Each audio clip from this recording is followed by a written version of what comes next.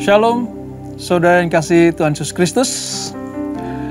Senang sekali kita bisa berjumpa kembali di dalam program Bible Study CK7, di mana kita akan melanjutkan pembelajaran kita pada malam hari ini dari kitab Keluaran pasal yang ke-25 mengenai petunjuk untuk mendirikan kemah suci, di mana Tuhan memerintahkan Musa tepatnya ketika dia ada di Gunung Sinai. Lalu Tuhan berikan arahan-arahan bahwa kemah suci nanti harus didirikan sesuai dengan arahan Tuhan.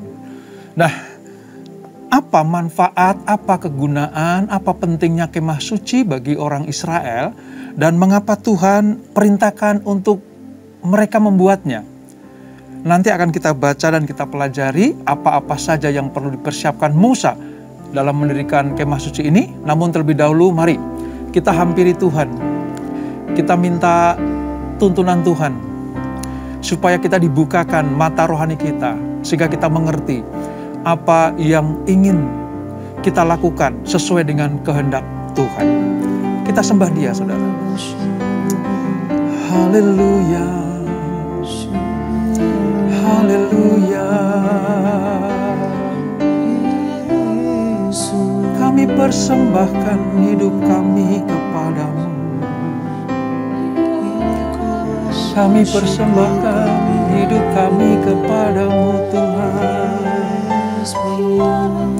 Allah yang kudus, Allah yang mulia, Allah yang dahsyat.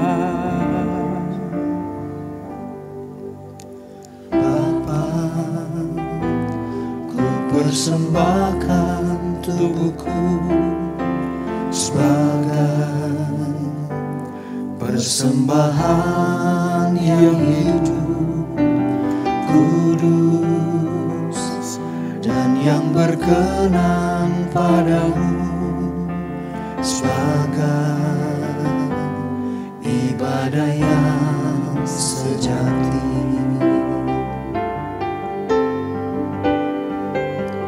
Bapa, ku persembahkan tubuhku sebagai persembahan yang hidup, kudus, dan yang berkenan padamu, sebagai ibadah yang sejati. Sembahkan Tuhan, ku sembahkan Tuhan, ku serahkan hidupku kepadamu untuk kemuliaan nama-Mu. Sembahkan Tuhan, ku sembahkan Tuhan, ku serahkan hidupku kepadamu untuk kemuliaan nama-Mu. Ini hidup kami, Tuhan. Bapa, ku persembahkan tubuhku sebagai persembahan yang hidup, kudus, dan yang berkenan padamu, sebagai ibadah yang sejati.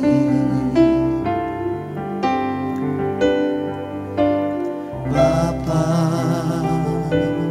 ku persembahkan tubuhku sebagai persembahan yang hidup, kudus, dan yang berkenan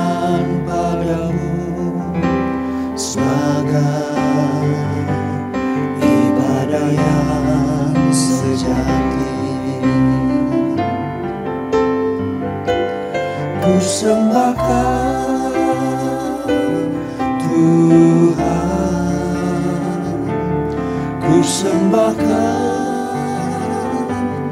Tuhan, ku serahkan hidupku kepadamu untuk kemuliaan nama-Mu. Ku sembahkan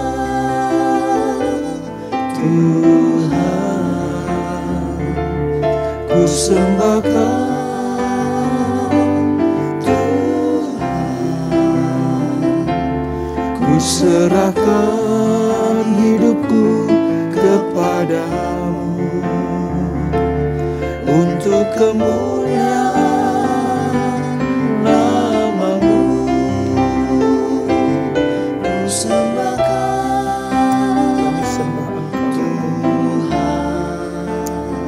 Kami sembah Engkau, ya Yesus.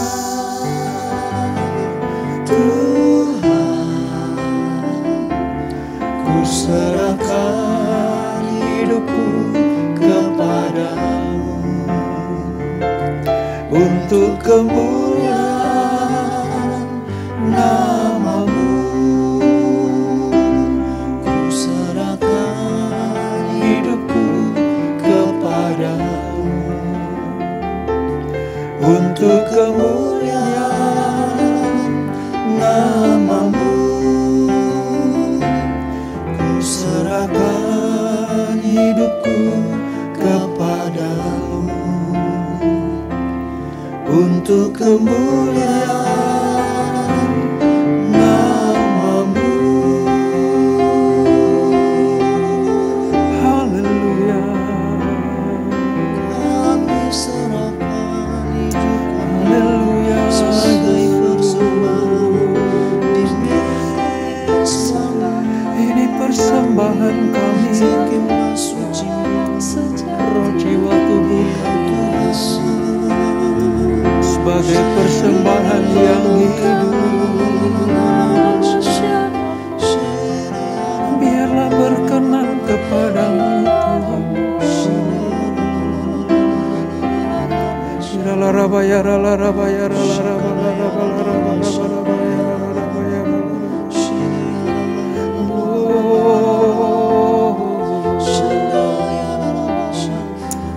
Kami berterima kasih kepadamu Tuhan.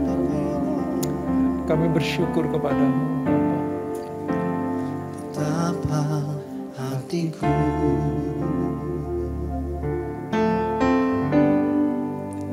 berterima kasih Yesus. Amin Tuhan. Kau mengasihiku,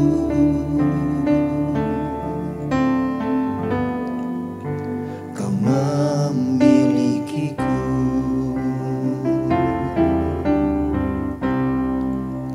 Betapa hatiku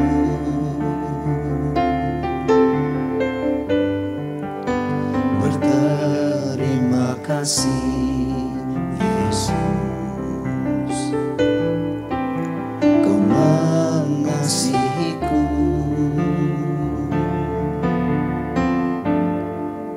Kau memilikiku. Sebab hanya ini ya Tuhan. Hanya ini Tuhan persembahanku, segenap hidupku, jiwa dan ragaku. Sebab tak ku miliki harta kekayaan yang cukup berarti untuk ku persembahkan. Hanya ini Tuhan permohonanku. Terimalah Tuhan persembahanku. Pakailah hidupku sebagai alatmu seumur hidupku.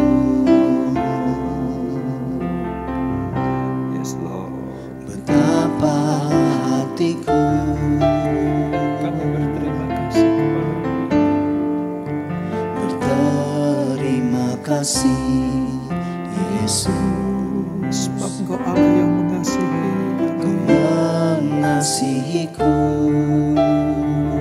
Dan Engkau memiliki hidup kami seutuhnya. Kau memilikiku, Dan kami persembahkan kehidupan kami Tuhan. hanya ini Tuhan persembahanku, segenap hidupku, jiwa dan ragaku, sebab tak ku miliki harta kekayaan yang cukup berarti untuk ku persembahkan. Hanya ini Tuhan permohonanku, terimalah Tuhan persembahanku, pakailah hidupku sebagai alatmu seumur hidupku. Hanya ini Tuhan persembahanku, Amin Tuhan. segenap hidupku, jiwa dan ragaku, sebab tak ku miliki harta kekayaan yang cukup berarti untuk ku persembahkan. Hanya ini Tuhan permohonanku, terimalah Tuhan persembahanku, pakailah hidupku sebagai alatmu seumur hidupku. Pakailah hidupku sebagai alatmu seumur hidupku.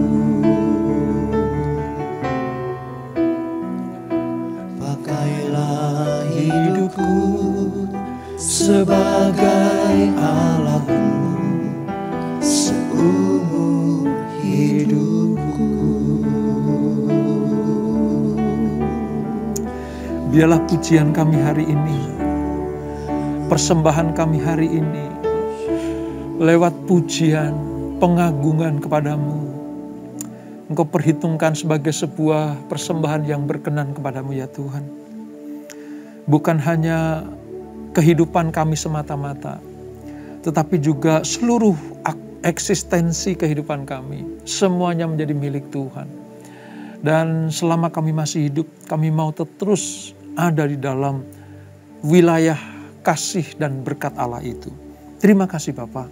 Sebentar kami akan merenungkan firman-Mu, mempelajari firman-Mu.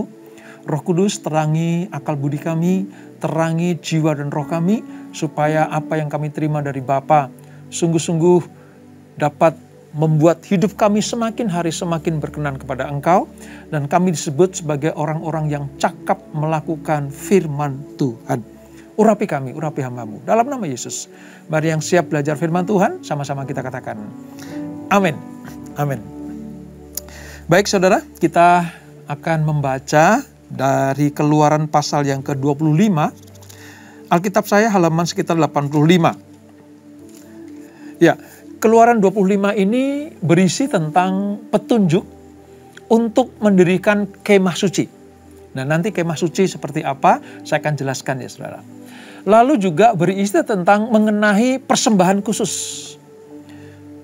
Persembahan-persembahan apa saja yang Tuhan ingin umat Israel lakukan pada waktu itu. Lalu juga berisi tentang tabut perjanjian. Apa sih tabut perjanjian itu? Bentuknya seperti apa, isinya seperti apa, nanti akan kita kupas. Lalu juga mengenai meja roti sajian. Di dalam seluruh properti kemah suci atau alat-alat yang ada di kemah suci itu tertulis di dalam Keluaran pasal yang ke-25. Dan yang terakhir perikopnya tentang mengenai kandil. Nah, kandil juga seperti apa. Nah, kita akan mulai dari pembacaan kita saudara, dari ayat 1 sampai dengan ayat yang ke-9 terlebih dahulu. Keluaran 25 ayat 1 sampai 9. Saya akan bacakan, saudara simak baik-baik. Demikian firman Tuhan, petunjuk untuk mendirikan kemah suci dan mengenai persembahan khusus. Berfirmanlah Tuhan kepada Musa, katakanlah kepada orang Israel, supaya mereka memungut bagiku persembahan khusus dari setiap orang yang terdorong hatinya. Haruslah kamu pungut persembahan khusus kepadaku itu. Inilah persembahan khusus yang harus kamu pungut dari mereka. Emas, perak, tembaga, kain ungu tua, kain ungu muda, kain kirmizi, lenan halus, bulu kambing, kulit domba jantan yang diwarnai merah, kulit lumba-lumba dan kayu penaga. Minyak untuk lampu, rempah-rempah untuk minyak urapan dan untuk ukupan dari wangi-wangian. Permata krisopras dan permata tatahan untuk baju efod dan untuk tutup dada. Dan mereka harus membuat tempat kudus bagiku. Saya ulang ini. Dan mereka harus membuat tempat kudus bagiku, supaya aku akan diam di tengah-tengah mereka. Menurut segala apa yang kutunjukkan kepadamu sebagai contoh kemah suci dan sebagai contoh segala perabotannya, demikianlah harus kamu membuatnya. Nah, ini baru awal perintah dari Tuhan. Sebelum Musa dan bangsa Israel, tua-tua Israel pada waktu itu membangun kemah suci. Tadi dikatakan ya, sebelum itu terlaksana maka Tuhan minta persembahan khusus dari umat Israel. Dan persembahan khusus ini yang harus diberikan oleh umat Israel dengan sukarela, dengan segenap hati. Karena ini nanti akan dipakai untuk mendirikan kemah suci. Nah, mari kita lihat saudara. Di ayat yang ke-9 tadi dikatakan bahwa menurut segala apa yang kutunjukkan padamu sebagai contoh kemah suci. Disebutkan kata kemah suci di dalam pasal 25 ini. Ya, Allah memberikan pengarahan tentang tempat di mana dia akan hadir di tengah-tengah umatnya. Nanti di dalam pengertian kemah suci itu saudara, ada makna historisnya, sejarahnya, bagaimana berdiri di kemah bangsa Israel, di tengah-tengah perkemahan bangsa Israel. Lalu ada makna rohaninya dan lambang-lambang dari kemah suci ini. Semuanya itu harus dilandaskan pada apa yang dikatakan oleh Allah di dalam firman-Nya. Artinya begini, hidup keagamaan bangsa Israel, tata cara mereka untuk beribadah dan bertemu dengan Tuhan, semuanya diatur oleh Tuhan. Semuanya atas petunjuk Tuhan. Manusia Israel pada waktu itu tidak boleh sembarangan menuangkan idenya, menuangkan gagasannya secara pribadi. Semuanya harus atas petunjuk Tuhan. Tadi dikatakan, seperti apa yang kutunjukkan kepadamu. Di dalam sebuah gereja, tempat ibadah, mulai dari pembangunan fisiknya, sampai dengan pelaksanaan ibadah dan seluruh acara-acara yang ada, semuanya harus atas petunjuk Tuhan. Makanya dalam hal ini, para imam-imam itu memiliki tugas yang luar biasa, saudara. Minta petunjuk Tuhan. Seperti Musa minta petunjuk Tuhan. Disampaikan kepada Harun dan anak-anaknya. Lalu disampaikan kepada bangsa Israel secara umum. Demikianlah dalam mendirikan gereja, mendirikan persekutuan, mendirikan komunitas Kristen, mendirikan apapun juga namanya, selama menghadirkan Allah di dalamnya, maka semuanya harus minta petunjuk Tuhan. Jadi nggak asal-asalan, saudara. Nggak sembarangan. Nah, mari kita lihat. Kita akan banyak bicara tentang kemah suci ya, saudara ya. Kemah suci itu merupakan tempat yang kudus. ayat 8 tadi. Ini tempat kudus. Suatu tempat yang dikhususkan bagi Tuhan. Untuk apa? Untuk tinggal dan bertemu dengan umatnya. Sudah bisa bayangkan. Allah yang tak terbatas. Allah yang maha itu. Maha kuasa, maha mulia, maha besar. Ya. Dia akan tinggal di tengah-tengah umatnya, saudara. Dan Tuhan minta ketika dia tinggal di tengah-tengah umatnya, dia pengen suatu tempat. Saudara, kalau saudara ingin melihat Allah Israel itu seperti apa? Dari perintahnya ketika dia minta bangsa Israel lewat Musa mendirikan kemah suci, saudara akan lihat bagaimana Allah yang benar. Allah yang benar satu-satunya itu. Allah yang Echad. Adonai Elohenu, Adonai Echad. Yang satu itu, dia ingin tinggal di tengah-tengah umatnya. Itu hanya Allah Israel yang benar itu. Tujuannya apa, saudara? Dengan tinggalnya Allah, dengan pertemuan bersama dengan umatnya, maka kemuliaan Allah akan dinyatakan. Berkat-berkat Allah akan diberikan. Damai, sejahtera, sukacita, perlindungan, penyertaan, keamanan. Ingat ya, mereka sedang ada dalam perjalanan di padang gurun yang gak mudah. Bagaimana kehadiran Allah itu penting. Penyertaan Allah itu penting. Sampai Musa berkata, kalau engkau tidak bersamaku, aku tidak akan melangkah. Itu artinya mereka butuh sekali kehadiran Allah. Dan Allah pengen tinggal di tengah-tengah umatnya. Lewat apa? Kemah suci. Itu, saudara. Ini yang pertama. Jadi tempat kudus di mana Allah akan berdiam diri. Nah, kemah suci juga merupakan tempat di mana hukum Allah itu diletakkan. Ya, hukum Allah diletakkan. Hukum Allah itu apa? 10 perintah Allah. 2 loh batu yang diukir atas petunjuk Allah di bawah Musa disampaikan kepada bangsa Israel. Nanti 2 loh batu itu yang berisi hukum Allah itu diletakkan di kemah suci. Ke-10 hukum ini selalu mengingatkan mereka akan kekudusan Allah dan tuntutan-tuntutannya. Ya. Ini artinya Allah bersama dengan Israel tidak bisa dipisahkan. Karena ada hukum, ada peraturan, ada perjanjian, ya, dan ada perintah-perintah yang harus dilakukan. Dan itu tergambar di dalam kemah suci. Nah, kemah suci juga tempat di mana Allah menyediakan pengampunan melalui korban darah. Korban darah. Mereka hanya menyembelih korban, ya, nanti kita akan masuk ke kitab Imamat, saudara. Bagaimana setiap orang Israel mau bertemu dengan Allah, itu harus bawa korban.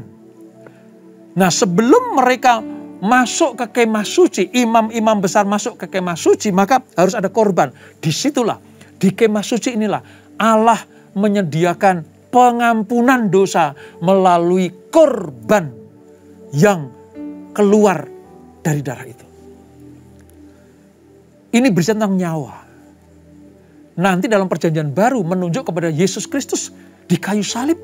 Dia memberikan hidupnya, korban nyawa, korban darahnya. Supaya manusia yang berdosa diampuni, dipulihkan. Dan diberikan kemuliaan kembali.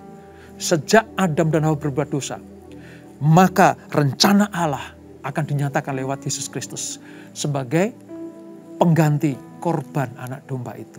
Dan di perjanjian lama, zamannya Musa, itu di kemah suci. Itu, saudara.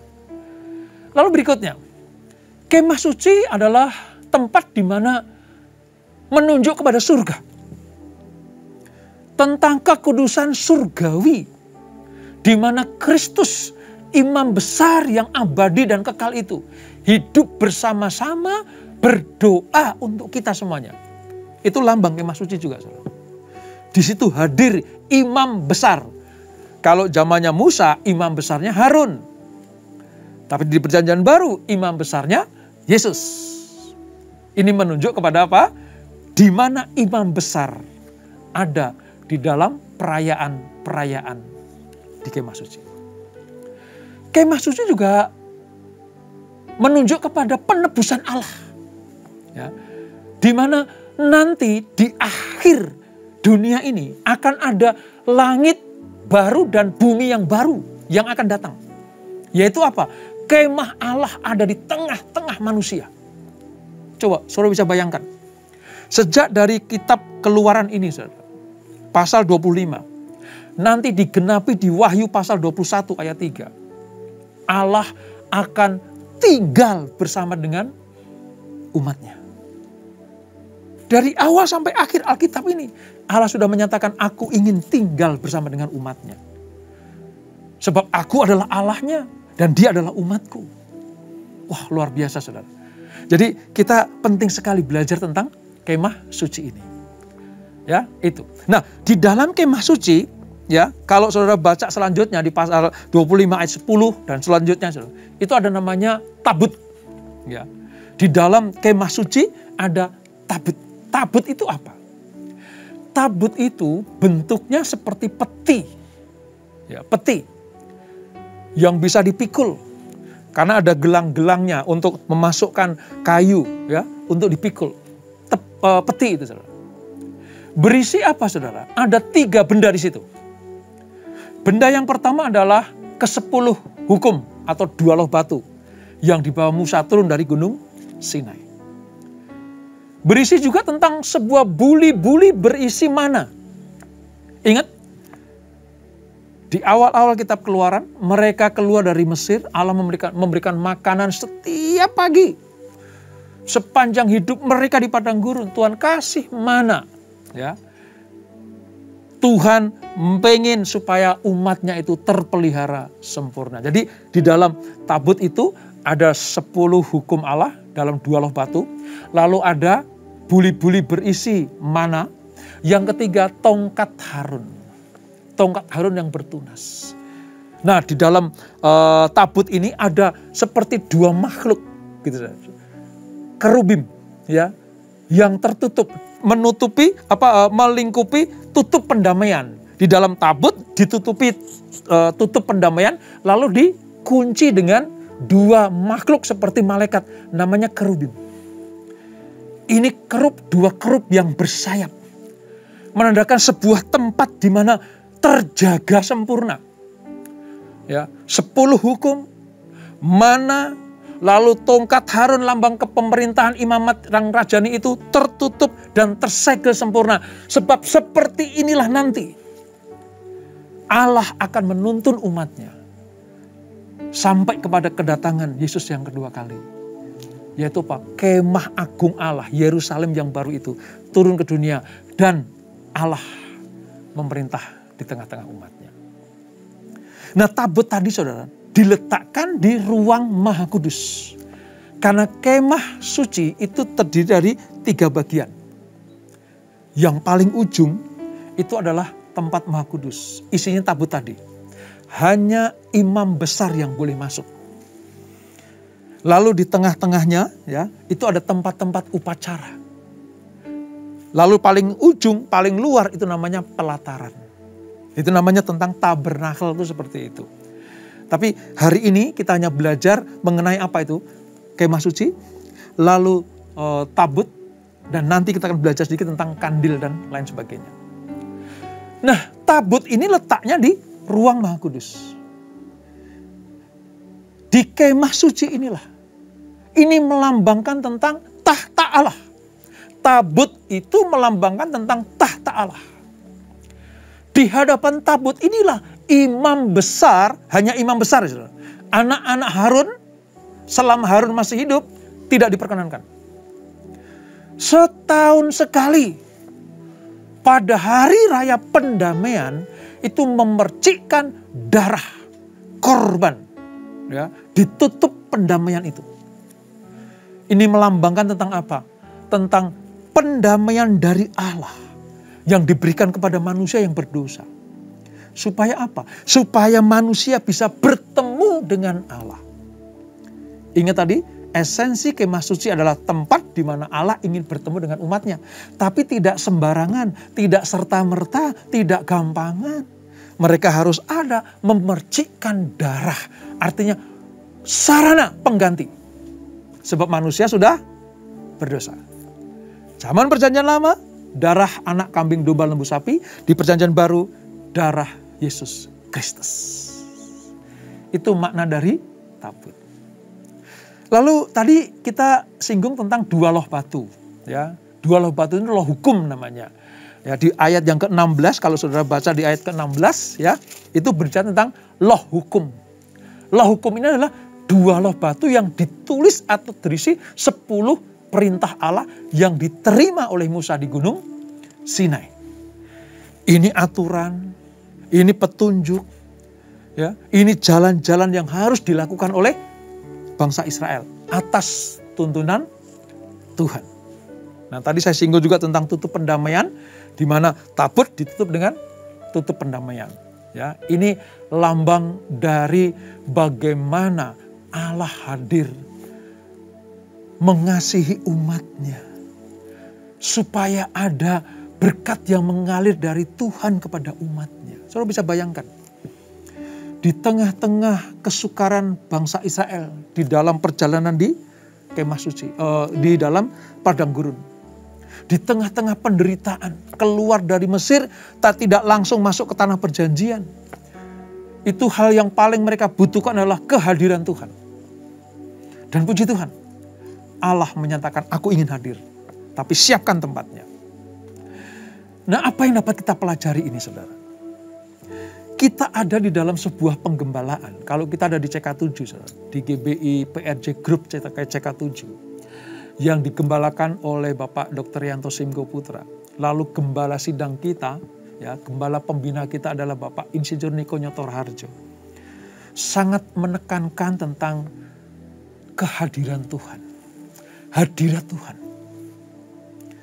Mengapa perlu, saudara? Mengapa penting?